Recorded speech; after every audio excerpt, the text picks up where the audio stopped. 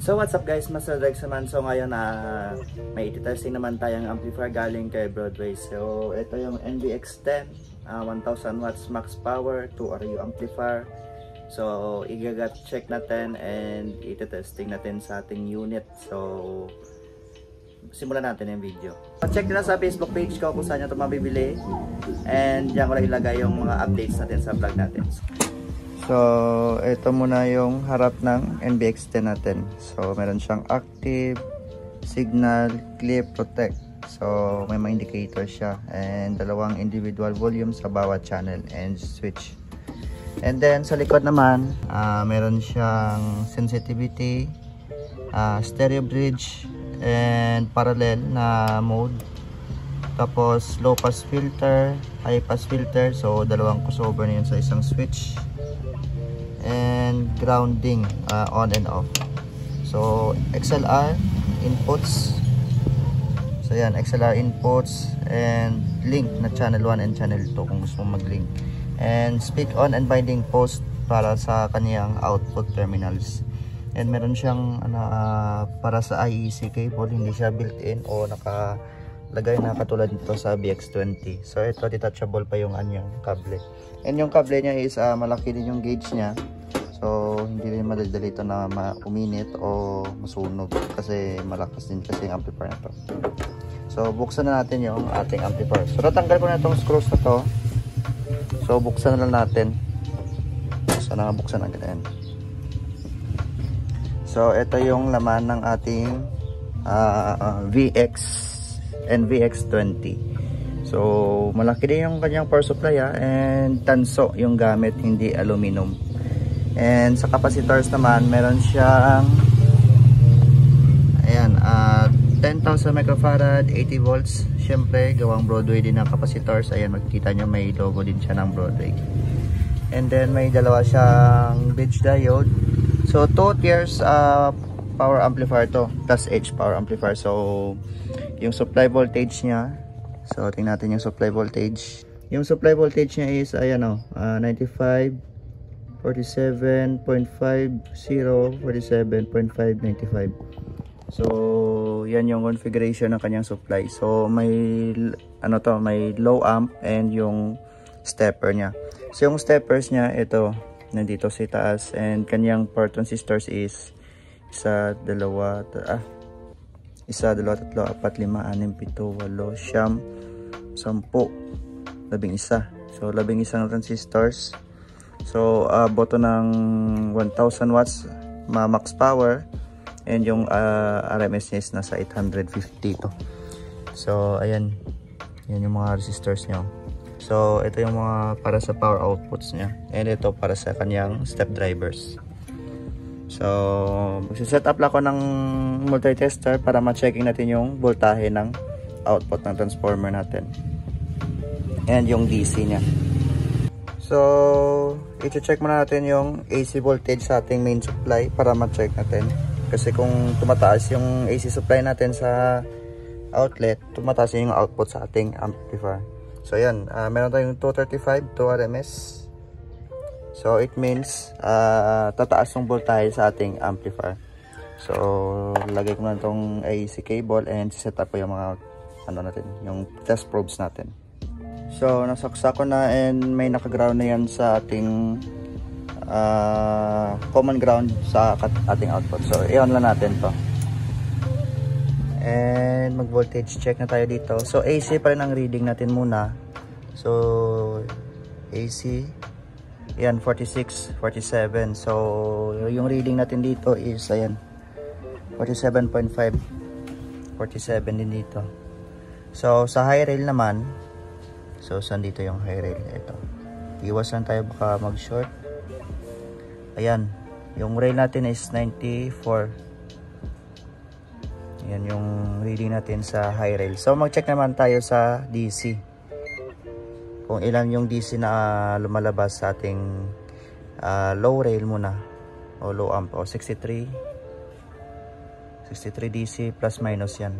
Ang kabilaan. And then sa high rail, ayan, 128. So yan yung supply voltage natin. So i-pause nyo lang kung gusto nyo makita. And then sa transistors na ginagamit natin is ayan, NGW0302G. And sa kabila naman, ayan, NGW0281G. So yan yung ginagamit na transistors. So complementary to NPN and PNP transistors, kaya magkaiba yung ano dito, yung number configuration ng bawat transistors. So meron siyang protect din, syempre, ayan, may protect din siya dito, separate, and syempre may soft start din. So iwasan tayo dito kasi high voltage tayo dito.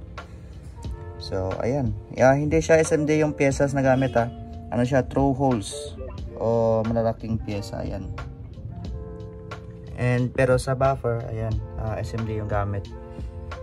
So yung presyo nito is ililink ko lang sa, o ilagay ko sa ilalim ng video natin. So magsa-setup lang ako ng speakers para ma-sound check natin tong amplifier nito. So gagamitin natin is dalawang 1000 watts na Broadway na ginagamit natin sa Cubo.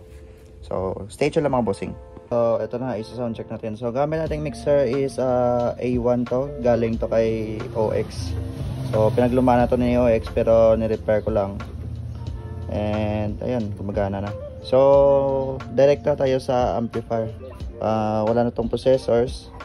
So mixer, amplifier lang talaga, and may tester tayo dito nakaabang para i-reading yung supply out o voltage out ng ating amplifier. So dito yun nakalagay lang sa output. So sa nagtatanong kung paano i-connection to, yan lang, lagay ng tester and ilagay yung range nyo sa AC voltage. So sa akin 120 volts kasi mataas yung output nito. So sound check na tayo.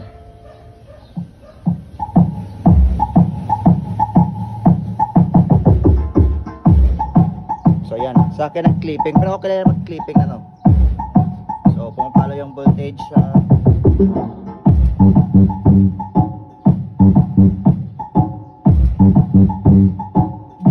So umabot siya ng ano, 20 volts to 40.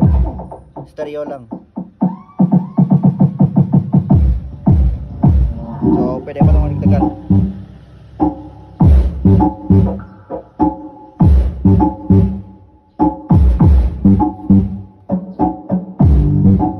So isang box ang gumagana kasi yung isa nasira yung speaker niya, kaya isa lang. Ayan yung tunog niya.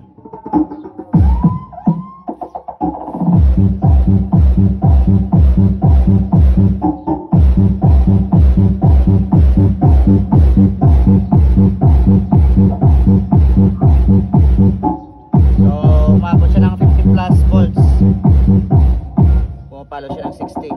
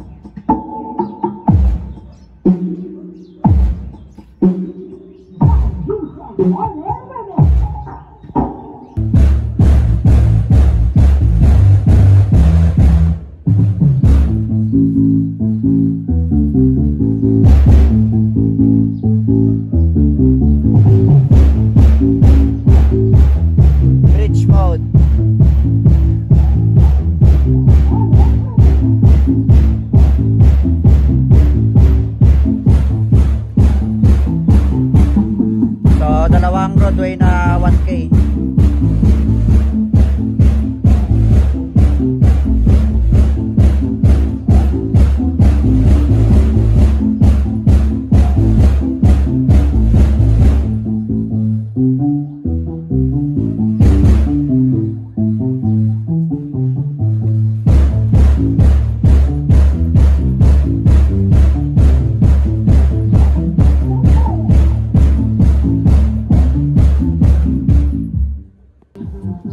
So yan lang sa video natin guys. So sa gusto umorder ng amplifier na to, so ililink ko lang sa description kung saan na to mabibili sa Shopee, and kung sino pwede nyo ma-PM sa Facebook.